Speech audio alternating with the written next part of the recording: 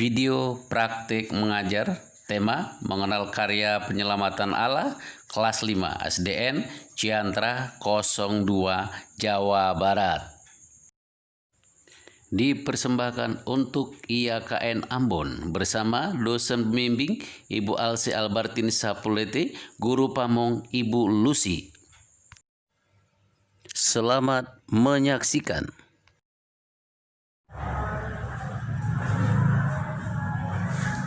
Shalom, shalom semua adik-adik sekalian, selamat datang di kelas agama Kristen kembali, kelas 5. Saat ini Pak Guru senang sekali bertemu dengan kalian semuanya. Ada yang terlambat? Tidak ada ya, on time semuanya. Bagaimana kabarnya? Ya, saat ini negara kita bahkan seluruh dunia mengalami pandemi. Ya, jadi walaupun itu di dalam kondisi pandemi, tapi kita siap belajar, siap untuk terus belajar. Untuk apa belajar? Meningkatkan pengetahuan kita. Nah, kabarnya baik-baik semua, Pak Guru yakin kabarnya baik-baik. Mari sebelum kita belajar, mari kita bernyanyi. Siap bernyanyi? Mari saat ini kita siapkan hati pikiran kita belajar. Pasti adik-adik tahu semua lagu Yesus itulah. 1, 2, 3. Yesus itulah satu-satunya penolongku yang sungguh. Dia berjanji akan kembali angkat kita semua. Oh, haleluya, puji Tuhan, upamu besar di surga. Oh, haleluya, puji Tuhan, upamu besar di surga.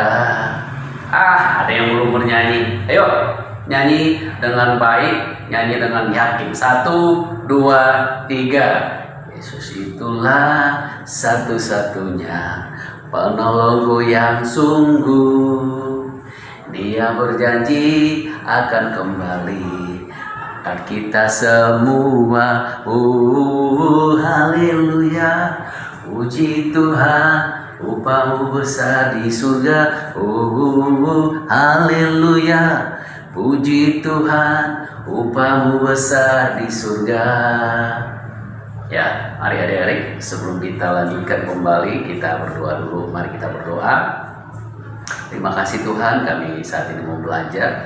Tuhan berkati kami, membuka hati dan pikiran kami, anak didik, dan juga memberkati, memberikan kekuatan serta hamba-Mu, guru yang akan mengajar. Tuhan memberkati, demikian juga semua orang tua kami, memberkati sekolah kami, bangsa kami. Engkau memberkati Tuhan. Berkati kami, membuka kami untuk memahami pelajaran kami hari ini tentang keselamatan. Terima kasih Tuhan, di doa kami. Di dalam nama Tuhan Yesus kami berdoa. Haleluya. Amin. Saat ini adik-adik, mari kita melihat pelajaran kita. Pelajaran kita saat ini kita membahas mengenai keselamatan. Ya, bagaimana kita mengenal keselamatan itu, bagaimana kita memahami keselamatan itu. Ya, kalau kita melihat saat ini ajaran yang ada di dalam perjanjian lama, ya, ada ajaran di sana mengenai keselamatan. Apa yang diajarkan di sana mengenai keselamatan? Yang pertama, bagaimana Tuhan mencari Adam dan Hawa ketika mereka jatuh dalam dosa. Mungkin adik-adik, apa sih artinya kita perjanjian lama itu? Perjanjian lama itu adalah kita para nabi. Ya, Pak Guru sudah mengajarkan sebelumnya, ada kitab perjanjian lama. Apa sih perjanjian lama itu? Kitab tulisan para nabi, cerita mengenai kisah para nabi. Masih ingat lagunya? Lagu mengenai nama-nama kitab perjanjian lama. Ayo, mari kita nyanyikan. Masih ingat? 1, 2, 3. Kejadian, Keluaran, Imamat, Bilangan, Ulangan, Yosua, Hakim, Rut 1 dan 2 Samuel, 2 Raja-Raja, 1 dan 2 Tawarik, Esra, Nehemia, Ester, Ayub, Mazmur, Amsal, Pengkhotbah, Kidung Agung, Yesaya, Yeremia, Ratapan, Yehezkiel, Daniel, Hosea, Yoel, Amos, Obadya, Yunus, Mikha, Nahum, Habakuk, Sefanya, Hagai, Zakaria, Maleaki. Nah, itu kitab-kitab perjanjian lama, jumlahnya itu ada 39. Harus dipahami, harus diingat ya adik-adik. Nah, di dalam perjanjian lama itu mengajarkan bagaimana manusia itu diselamatkan. Jadi mereka itu untuk dosanya diampuni, mereka apa yang dilakukan? Mereka itu mempersembahkan korban agar dosanya diampuni. Apa yang dikorbankan? Mereka memotong kambing dan domba, dibawa ke bait suci. Ya, ada sapi, ada lembu, ada domba. Ya. Jadi mereka bawa ke bait suci untuk dosanya diampuni. Itu di dalam perjanjian lama. Bagaimana mereka diselamatkan. Nah, kita melihat tadi dari Adam sampai Hawa itu mereka dicari oleh Tuhan. Jadi siapa yang mencari manusia itu untuk diselamatkan? Nah, Tuhan mau manusia itu tidak mati di dalam dosa. Ketika Tuhan mencari manusia itu, "Hai Adam, engkau di mana?" Jadi manusia itu bersembunyi. Makanya Tuhan cari. Jadi Tuhan punya niat untuk menyelamatkan manusia yang ketakutan, yang lari dari hadiratnya.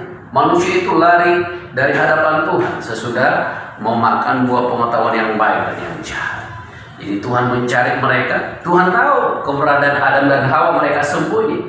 Tapi Tuhan seolah-olah ya tidak tahu sehingga berkata, "Hai Adam, engkau di mana?" Lalu Adam mengakui bahwa mereka bersalah, telah memakan buah pengetahuan yang baik dan yang jahat itu. Jadi akhirnya apa yang Tuhan berikan untuk mereka? Karena mereka sebelumnya memakai daun-daunan untuk pakaian mereka, lalu Tuhan memberikan apa pakaian mereka? Tuhan mengambil kulit dari binatang, kambing atau domba untuk menjadi pakaian mereka. Kita melihat di sini bahwa Tuhan memiliki inisiatif untuk membuat pakaian mereka untuk menutupi ketelanjangan mereka. Jadi itu juga inisiatif dari Tuhan mencari mereka untuk menutupi aib mereka, kemaluan mereka. Jadi mereka diberikan pakaian. Nah, itu juga di dalam perjanjian lama yang tadi kita sudah sampaikan lagunya ya. Jadi Tuhan berinisiatif mencari mereka untuk menyelamatkan mereka. Jadi di dalam perjanjian lama itu Tuhan mencari manusia itu untuk mereka diselamatkan karena mereka berdosa. Lalu di dalam perjanjian lama kita melihat ya perjanjian baru ya. Di dalam perjanjian baru saat ini kita melihat bahwa ada kitabnya. Apa sih kitab perjanjian baru? Yaitu perjanjian baru itu kisah mengenai para rasul. Nah, di sana Yesus sudah lahir ya. Jadi kisahnya itu Yesus sudah lahir. Nah, kita sudah belajar ada 27 kitab. Masih ingat? 27 kitab. Tadi perjanjian lama 39 ya. Perjanjian baru 27 ya, 27 ya, 27 perjanjian baru. Mari kita hafal. Yuk, kitabnya apa saja? Matius, Markus, Lukas, Yohanes, Kisah Rasul, Roma, Korintus, Galatia, Efesus, Filipi, Kolose, kedua Tesalonika, 1 dan 2 Timotius, Titus, Filemon, Ibrani, Yakobus, Petrus, ketiga Yohanes, Yudas, dan akhirnya Wahyu. Jadi tadi ada kitab perjanjian lama ya, kitab PM, ada kitab PB ya. Kitab PB itu 27, kitab PL tadi 39, jumlahnya 66. Ada 66 kitab. Lalu tadi di dalam perjanjian baru ya sudah kita pahami bahwa Yesus ya, jadi perjanjian baru itu kisah mengenai Yesus Kristus. Bagaimana Yesus di sana sudah hadir ya untuk menyelamatkan manusia. Jadi inti ajaran Alkitab itu mengenai keselamatan itu di dalam perjanjian lama. Yesus mengambil Allah Tuhan mengambil inisiatif untuk mencari manusia ya. Lalu di dalam perjanjian baru Yesus sudah hadir. Yesus sudah hadir untuk mencari manusia itu ya. Jadi kalau saat ini kita melihat bagaimana karya Allah untuk menyelamatkan manusia itu di dalam perjanjian lama, yaitu mengenai mempersembahkan korban. Jadi yang pertama Tuhan mencari manusia, lalu manusia itu agar dia diampuni mempersembahkan korban. Di dalam perjanjian baru Tuhan sendiri harus menjadi manusia. Kenapa Tuhan harus menjadi manusia? Karena manusia berdosa, bukan burung yang berdosa, tetapi siapa yang berdosa ialah manusia. Manusia berdosa, sedangkan Tuhan Maha Suci. Adik-adik sekalian, jadi saat ini kita bisa melihat kembali bahwa ini di gambar ini, ya di gambar ini dikatakan bahwa Tuhan itu Maha Suci, manusia penuh dosa. Tuhan itu Maha Suci, Maha Suci. Sementara kita manusia penuh dosa, ya. Kita manusia penuh dosa. Oleh karena itu Tuhan harus hadir ya untuk apa? Menyelamatkan manusia. Nah, jadi ada jurang pemisah tadi antara Tuhan dan manusia. Kenapa manusia berdosa? Tuhan Maha Suci. Sehingga kalau kita lihat di sini di gambar ini, di dalam Yohanes 14 ayat 6 berkata, kata Yesus kepadanya, akulah jalan dan kebenaran dan hidup. Tidak ada seorang pun yang datang kepada Bapa kalau tidak melalui aku. Nah, jadi Tuhan Allah Maha Suci, manusia penuh dosa, sehingga salib itu adalah jalan. Ya, Allah telah menjembatani jurang pemisah manusia dengan dirinya, dengan mengirimkan anaknya Yesus Kristus untuk apa? Mati di kayu salib menggantikan kita. Harusnya kita yang disalibkan di sana karena kesalahan kita, karena dosa kita.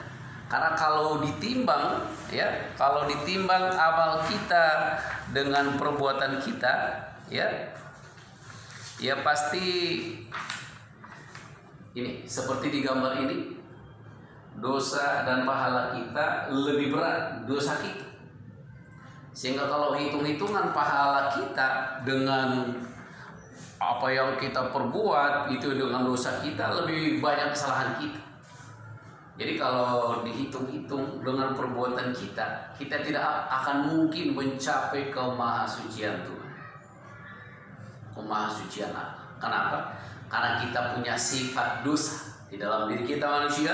Ada pengetahuan yang baik, ada pengetahuan yang jahat, tetapi kecenderungan hati manusia itu ialah berdosa. Kita ingin bangun pagi-pagi tetapi malas, akhirnya tidur lagi. Lalu ketika kita mau tidur lupa berdoa.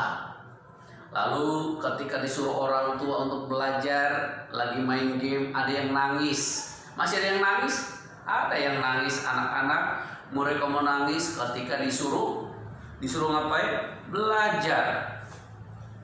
Jadi oleh karena itu kita harus memahami bahwa kita memerlukan Tuhan untuk selamat.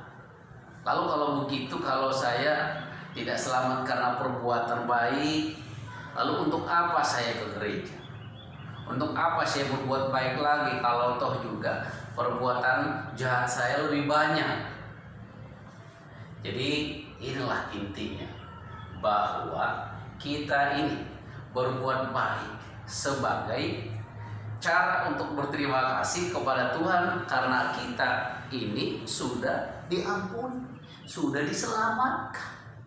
Nah, jadi kita harus mengimani. Tadi dikatakan Yesus adalah jalan kebenaran, kita harus mengimani, meyakini bahwa Yesus adalah jalan kita menuju Bapa di surga. Di mana surga itu, di mana Yesus berada, di mana Bapa itu berada. Itu yang harus kita capai, itu yang harus kita tuju, menuju ke sana untuk masuk bersama dengan Yesus. Karena Yesus berkata, di mana aku berada, kamu pun ada di sana. Jadi ketika kita mempercayai Yesus, Yesus berjanji di mana aku ada, kita ada di sana. Jadi kita harus mengimani perkataan kitab suci, di mana Yesus berada, di mana Yesus berada, kita pun ada di sana. Nah, jadi kita harus meyakini itu.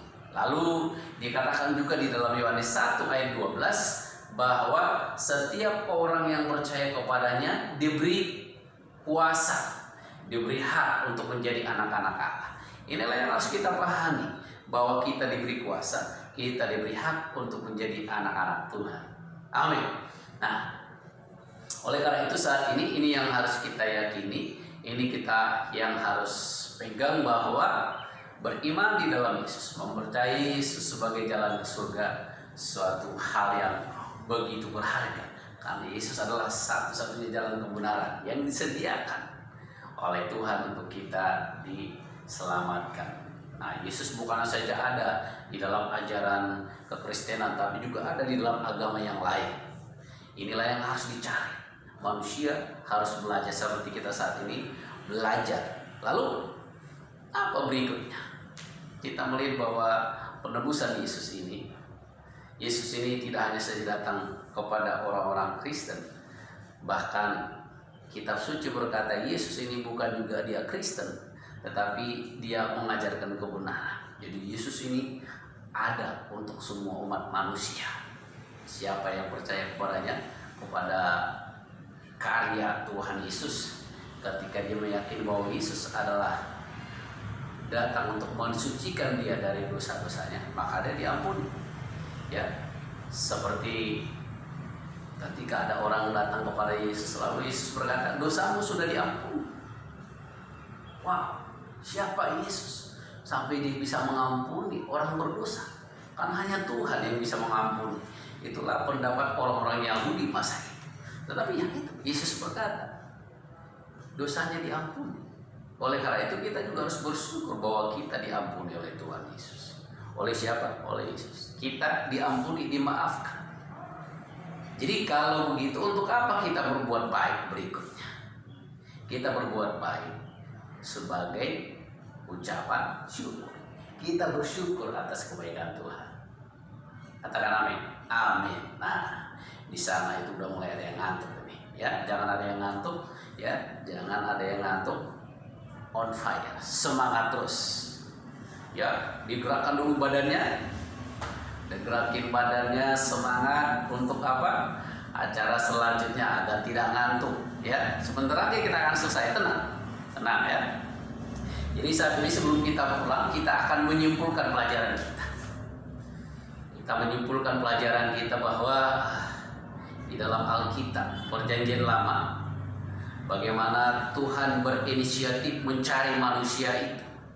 Mencari manusia itu memberikan simbol bagaimana manusia itu diberikan oleh Tuhan dari kulit binatang untuk pakaian mereka, menutupi keberdosaan mereka. Itu sebagai lambang bagaimana Tuhan mengambil kulit dari binatang itu. Tentu saja domba ini mati karena kulitnya sudah diambil, ada dikorbankan. Jadi domba ini dikorbankan untuk menutupi ya kelemahan manusia. Ya, itu adalah lambang, simbol, sehingga di Perjanjian Baru Yesus hadir. Untuk apa? Dia hadir untuk menjadi sarana bagi manusia untuk dia diselamatkan. Oleh karena itu kita harus melihat bahwa itu semuanya adalah karya. Karya apa? Penyelamatan Tuhan bagi manusia, bagi saya, bagi adik-adik sekalian, bagi teman-teman kita yang lain yang tidak hadir. Nah, itu karya Tuhan bagi manusia. Oleh karena itu, kita yang ada di sini mengimani selamatan di dalam Yesus itu, bahwa Dia jalan kita menuju surga. Kemudian kita juga perlu tahu bahwa penebusannya itu berlaku untuk siapa saja yang mengikut, siapa saja yang percaya. Jadi itu kesimpulan kita pada saat ini. Saat ini sebelum kita pulang, Pak Guru mau memberikan tugas yang pertama, catat di sana siapa manusia pertama yang Tuhan ciptakan, ya. Jadi Pak Guru akan tulis siapa manusia pertama yang Tuhan ciptakan.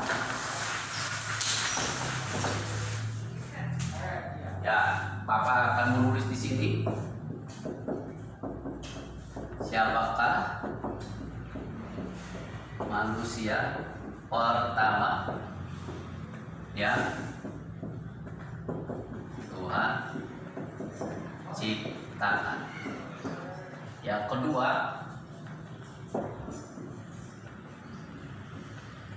mengapa manusia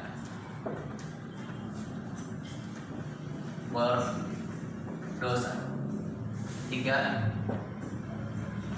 Yang ketiga, bagaimanakah Tuhan menyelamatkan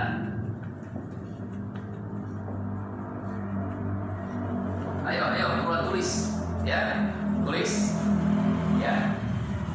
semua adik-adik. 4.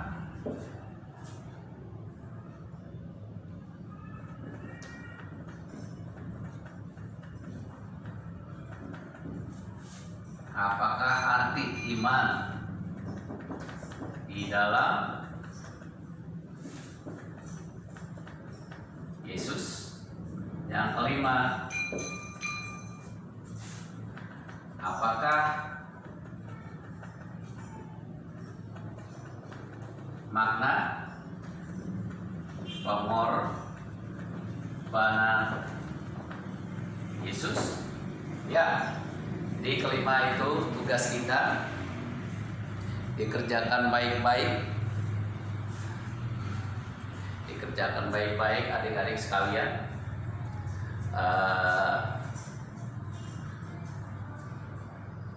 Dikumpulkan untuk berikutnya, ya. Siapkan dan kumpulkan alat-alatnya. Mari kita berdoa. Kita berdoa sebelum kita pulang. Oke, sebelum kita pulang, Pak Guru lupa, ya. Mari kita nyanyi dulu sebelum pulang. Ya, lagu yang pertama tadi, Yesus itulah satu-satunya penolongku yang sungguh. Dia berjanji akan kembali angkat kita semua. Haleluya, puji Tuhan, upamu besar di surga. Haleluya, puji Tuhan, upamu besar di surga. Adik-adik sekalian, nah itulah saat ini tugas kita sebelum pulang. Mari kita berdoa, ya. Tutup matanya semuanya, siapin alat-alatnya, jangan ada yang ketinggalan. Mari kita berdoa. Berdoa dimulai. Tuhan, terima kasih untuk pelajaran hari ini. Berjalan dengan baik, kami mau pulang, sertai kami dalam perjalanan kami. Kami juga tidak lupa berdoa untuk orang tua kami, berilah mereka kesehatan, untuk guru-guru kami, untuk juga para pemerintah kami. Tidak lupa berdoa juga guru-guru di sekolah dan juga kepala sekolah, semuanya berikan kesehatan. Sertailah kami, sebentar akan pulang, jauhkan dari kecelakaan dan mara bahaya. Dalam Yesus kami panjatkan, naikkan doa kami. Amin. Oke, silakan pulang adik-adik, sampai bertemu lagi. Demikianlah video mengajar ini dibuat. Terima kasih, Tuhan memberkati.